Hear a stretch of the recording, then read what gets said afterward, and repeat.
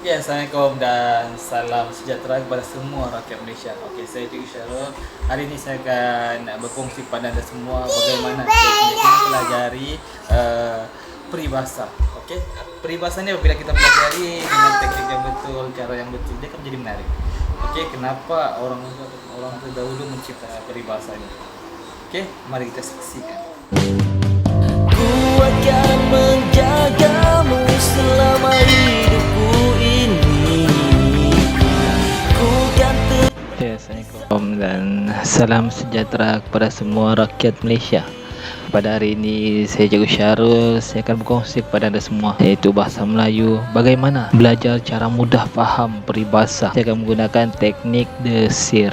Video saya kali ini saya akan ulas tentang teknik desir. Okey, bahasa Melayu, belajar cara mudah faham peribahasa menggunakan teknik desir. Saya harap perkongsian saya pada hari ini akan mewujudkan rasa cinta, minat terhadap bahasa Melayu, terutamanya peribahasa. Sebab kalau awak tak kenal, maka tak cinta. Teknik belajar peribahasa menggunakan teknik desir ni adalah cetusan idea Cikgu Aslinda Nur binti Ismail. Okay, kita bagi kredit kepada beliau kerana telah mewujudkan teknik ni yang telah mendapat berbagai pengiktirafan. Takrifan peribahasa. Apa tu peribahasa? Sebelum kita masuk pada teknik bagaimana mempelajari peribahasa dengan cara mudah, lebih baik kita tahu apa takrifan untuk peribahasa. Peribahasa merupakan gabungan dua perkataan iaitu peri dan bahasa. Peri merujuk pada hal, keadaan, sifat, cara, kejadian dan peristiwa. Manakala bahasa pula ialah satu sistem lambang bunyi digunakan oleh manusia untuk meluahkan fikiran, perasaan, untuk menyampaikan konsep bagi mewakili benda, tindakan, idea dan keadaan dalam satu pertuturan supaya dapat difahami oleh pendengar atau masyarakat bahasanya. Justru orang Melayu pada suatu ketika dahulu telah merakamkan perihal keadaan, sifat, cara, kejadian, peristiwa dan sebagainya menggunakan medium bahasa yang sangat puitis, ringkas dan berirama. Berdasarkan pemerhatian, penghayatan dan pemahaman mereka yang tajam terhadap alam, adat dan budaya, pengalaman hidup dan sebagainya, peribahasa telah dicipta. Ini menurut Zaitul Azma, Zainal Amza dan Ahmad Fuad Matasan pada tahun 2011. Bilakah terciptanya peribahasa? Sekurang-kurangnya bila kita belajar peribahasa, kita tahu bila peribahasa ni wujud. Apabila manusia mula mengenal peradaban, maka bermulalah terciptanya peribahasa. Semakin tinggi peradaban bangsa itu, semakin indah dan banyaklah peribahasanya. Peribahasa dipercayai telah wujud dalam kalangan masyarakat Melayu sejak zaman berzaman lagi. Hal ini disokong oleh Abdullah Hussain pada tahun 2010, iaitu peribahasa sama tuahnya dengan bahasa sesuatu bangsa, dan peribahasa mula-mula digunakan apabila bangsa manusia mulai mengenal peradaban ketika organisasi kehidupan perlu diatur. Batas antara baik dan buruk perlu diadakan untuk menjadi pendinding tata tertib pergaulan dan perhubungan hidup sesama manusia. Bagaimana terciptanya peribahasa? Peribahasa bahasa Melayu tercipta melalui pengalaman hidup, pemerhatian terhadap alam sekeliling yang sangat teliti dan tajam, komunikasi seharian dengan anggota masyarakat, hasil ungkapan daripada golongan arif lagi bijaksana, hasil renungan mereka dan daripada golongan alim ulama. Kemudian perlahan-lahan mula diterima oleh kelompok anggota masyarakat dan berkembang kepada anggota masyarakat yang luas. Akhirnya peribahasa ini diterima sebagai hukum adat atau nasihat moral bangsa Melayu. Tidak ada nama pencipta peribahasa yang khusus kerana peribahasa pada mulanya diungkapkan seseorang yang berfikir dan mendalam dan amat kreatif pemikirannya.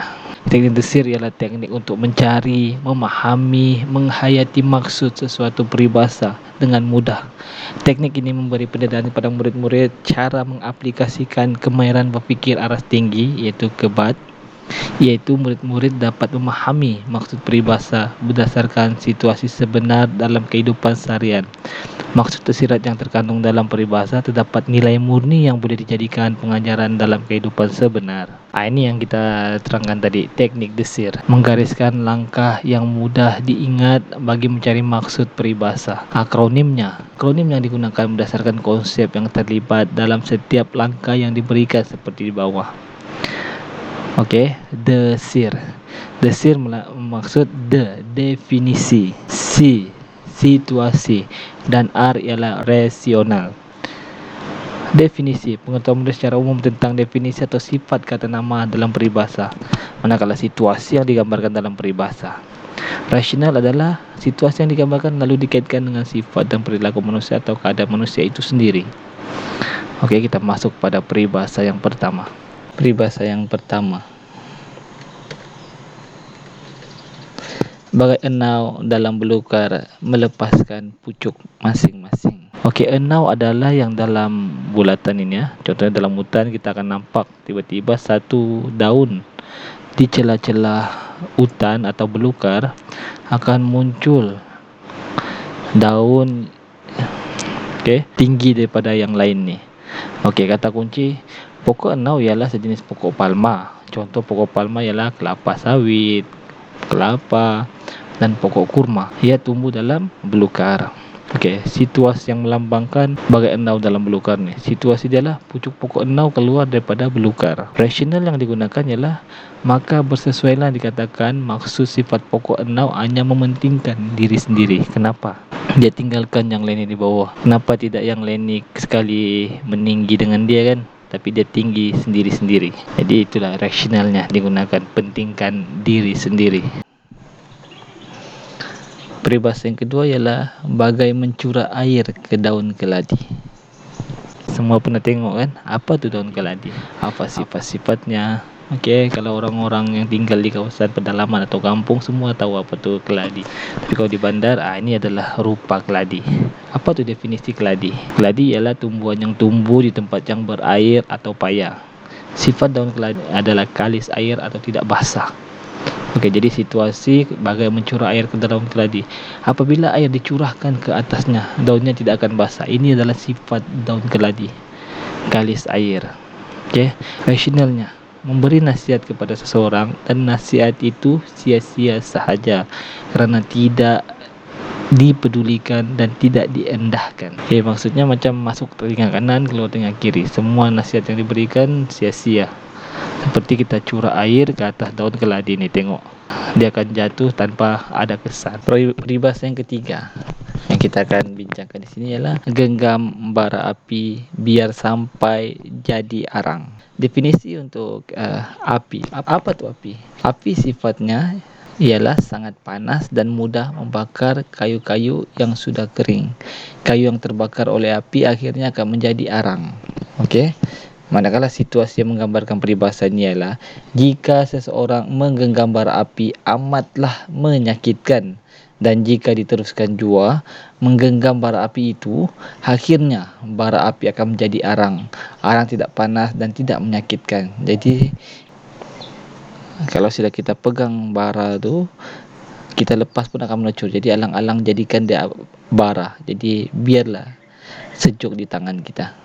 Okey, rasionalnya menggenggam bara api amatlah menyakitkan, samalah seperti jika kita ingin melakukan sesuatu kerja atau tugas yang sukar hendaklah diteruskan sehingga berjaya atau mencapai matlamatnya. Peribahasa yang keempat ialah hanya jauh hari mengenal manikam. Okey.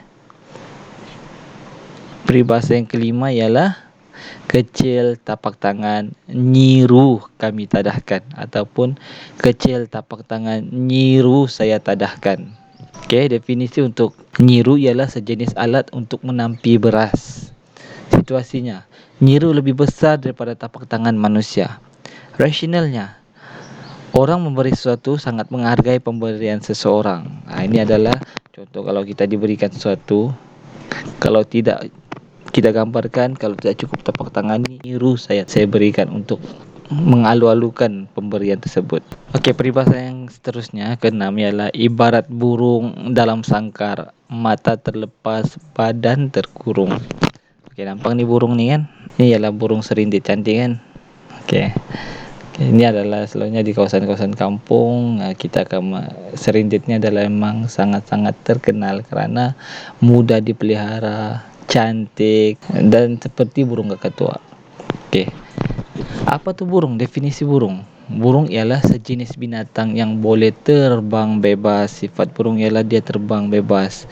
Sangkar ialah kurungan yang direka oleh manusia untuk mengurung burung. Dalam situasi ini, burung yang dikurung tidak dapat terbang bebas. Hanya mata sahaja bebas melihat keluar sangkar. Okey, rasionalnya ialah menggambarkan seseorang yang tiada kebebasan dan kemerdekaan. Kan, dalam sangkar melihat keluar, berjalan terbang ke sana sini, tapi sebenarnya badan terkurung, tidak boleh ke mana-mana. Itulah ibarat burung dalam sangkar, mata terlepas, badan terkurung. Sian kan? Peribahasa yang seterusnya adalah ikut resmi padi, semakin berisi semakin tunduk. Okey, dalam dua gambar di sebelah kiri kita sudah berisi, nampak dia tunduk kan? Manakala padi yang belum berisi dia menegak seperti lalang. Jadi itulah orang zaman dahulu menggambarkan ini adalah perilaku yang baik. Contohnya definisi, padi ialah pokok yang menghasilkan beras. Situasi dia, apabila padi semakin berisi, pokok padi itu akan menjadi tunduk ke bawah. Rasionalnya, individu yang semakin berilmu semakin merendah diri. Contohnya macam padi ni kan, semakin dia berisi makin dia tunduk. Maksudnya tahap pengetahuan dia semakin tinggi, semakin hormat, semakin banyak luas pemandangan berbanding lalang. Makin kosong makin berdiri tegak, padahal dia kosong kan? Okey, peribahasa yang seterusnya, bulat air kerana pembetung, bulat kata kerana muafakat. Okey, ni kamu nampak yang bulat ni selalunya orang-orang kampung panggil ni kalbet. Okey, pembetung ni adalah kiranya ada parit ataupun sungai, buat jalan untuk mengalir air dalam saliran ni mengalir dengan lancar. Letak pembentung dan tampal, letaklah di atasnya, boleh dibuat laluan jalan kan. Ini fungsi pembentung. Dia bersifat bulat. Definisi, pembentung ialah saluran air yang berbentuk bulat. Situasi, jika air melalui pembentung, maka air akan mengikut bentuk pembentung yang bulat itu. Rasionalnya, jika disamakan air dengan pembentung dengan manusia, jika bekerja sama dan bersatu padu, maka segala urusan akan terlaksana. Kata tu kita tak boleh gambarkan, dia adjektif. Tapi satu keputusan apabila dicapai dalam keadaan sepakat, itu dipanggil adalah muafakat. Tengok gambar ni. Kita tengok gambar mawi kan. Okey, pokok pinang, bagai pinang dibelah dua. Apabila menggambarkan pasangan yang secocok, kita gunakan pinang. Kita umpamakan pinang. Okey, apa tu pinang? Pinang ialah sejenis buah yang digunakan oleh orang tua ketika makan sirih. Situasinya, pinang yang keras itu apabila dipotong dengan alatan yang tajam akan menghasilkan corak yang sama cantik pada kedua-dua belah. Jadi rasionalnya, menggambarkan pasangan yang sama cantik dan sama padan. Okey, contoh macam gambar ni kan. Okey, peribahasa yang seterusnya ialah senyum kambing. Okey, boleh nampak ni kan, senyum kambing ni. Okey, apa definisi untuk kambing? Kambing ialah binatang peliharaan dan tidak mempunyai sifat manusia, iaitu senyum. Situasi, kambing binatang yang tidak boleh senyum sebab tidak mempunyai perasaan yang boleh dizahirkan. Rasionalnya, apabila berhadapan dengan individu yang senyum dibuat-buat, maka dikatakan ianya ialah senyum kambing. Kerana yang boleh senyum hanya manusia sebab ada perasaan, tapi kambing tiada perasaan. Dia bila senyum yang pernah nampak kan, senyum dibuat-buat, itu dipanggil senyum kambing. Boleh nampak ni gambar ni kan. Okey, seterusnya. Ni katak di bawah tempurung. Katak di bawah tempurung. Apa katak? Katak ialah sejenis binatang yang boleh hidup di dalam air dan di darat. Tempurung pula ialah bahagian kulit keras yang melindungi isi kelapa. Situasi. Katak suka berada di bawah tempurung kerana gelap dan lembab. Sebab situasi. Katak suka berada di bawah tempurung kerana gelap dan lembab. Secara tidak langsung tidak mengetahui apa-apa yang berlaku di luar. Jadi rasionalnya, seseorang yang mengambil tahu tentang persekitarannya saja dan tidak mengetahui isu semasa yang berlaku di luar. Ini adalah katak. Dia tahu hanya di bawah tempurung tu saja dan tidak mengetahui apa yang berlaku di luar. Itu yang diibaratkan seperti katak di bawah tempurung. Dia dengan dunia dia, tapi dia tidak tahu apa yang ada di luar. Dua lagi ya. Harapkan pagar makan padi. Okey, tapi sebenarnya bila kita fikir renungkan, kenapa pagar? Ini burung ni burung pagar kah? Okey, sebenarnya pagar sebenarnya ialah pegar, iaitu sejenis burung yang suka makan padi. Okey, ini burung pegar. Situasinya, sewaktu pokok padi kecil, pegar dibelah oleh pesawat untuk menjaga pokok padi dengan memakan ulat yang memakan pokok padi. Tetapi apabila pokok padi sudah besar, burung itu akan memakan buah padi berkenaan. Okey. Nampak kan macam kita pelihara ayam lah. Tapi pegar ni ialah burung yang makan siput, makan tumbuh-tumbuhan di ladang sawah padi. Tapi rasionalnya, perbuatan individu yang diharapkan untuk menjaga sesuatu, tapi akhirnya individu itu sendiri yang mengkhianatinya. Contoh pegar ni kan, waktu tiada padi dia makan segala siput-siput yang ada di sawah. Okey, ulat. Tapi apabila ada padi, dia makan pula padi itu. Itulah. Tapi jadi apa maksud pula pagar kan? Kenapa orang zaman kini gunakan perkataan pagar? Okey, coba kita renungkan bersama. Harapkan pagar makan padi. Ada rasionalnya. Pagar yang dimaksudkan dalam peribahasa ini ialah pagar yang dibelah oleh masyarakat suatu ketika dahulu untuk menjaga kebun dan rumah. Selain itu, pagar juga dibelah kerana untuk menjaga keluarga daripada gangguan manusia yang iri hati dengan keluarga mereka. Contohnya, pagar yang dimaksudkan adalah seperti jin dan hantu raya. Apabila tuannya meninggal dunia dan tidak diturunkan kepada waris tuannya, lalu pagar ini akan mengganggu keturunan waris seterusnya. Ada juga yang berpendapat bahawa pagar ini dipanggil saka. Maka sesuailah situasi yang berlaku digambarkan sebagai harapkan pagar makan padi. Okey, zaman kini pun masih ada yang mengamalkan kan, memakai pagar menggunakan jin, memakai pagar menggunakan saka dengan niat untuk mendapat kekuatan, menjaga keluarga, menjaga tubuh badan. Tapi akhirnya apabila kita ingin meninggal dunia ataupun pada masa kecemasan ataupun pada masa tertentu, dia makan keluarga kita kerana perjanjian-perjanjian yang sudah dibuat, perjanjian-perjanjian tertentu. Dan dalam Islam ini dilambangkan sebagai syirik. Elakkan diri kita menggunakan pagar. Kalau mau bina pagar betul-betul rumah, gunakan konkrit ataupun besi. Itu maksudnya adalah pagar. Okey. Faham kan? Harapkan pagar makan padi. Okey, yang terakhir. Ini yang popular juga peribahasa ni kan. Mata keranjang. Apa tu mata? Ini mata. Sebenarnya mata ialah mata. Semua ada mata. Manakala ranjang bermaksud katil. Okey. Situasi yang berlaku ialah lelaki yang suka melihat perempuan sehingga membayangkan akan membawanya ke katil. Okey, itulah mata keranjang. Maksudnya setiap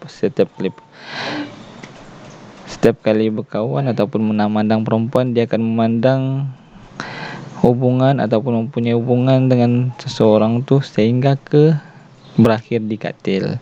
Rasionalnya, suka memandang perempuan yang memungkinkan kepada perhubungan yang berakhir di katil. Inilah dipanggil mata keranjang. Mata keranjang ini melibatkan kaum lelaki. Hati-hati dengan lelaki yang bermata keranjang. Oke.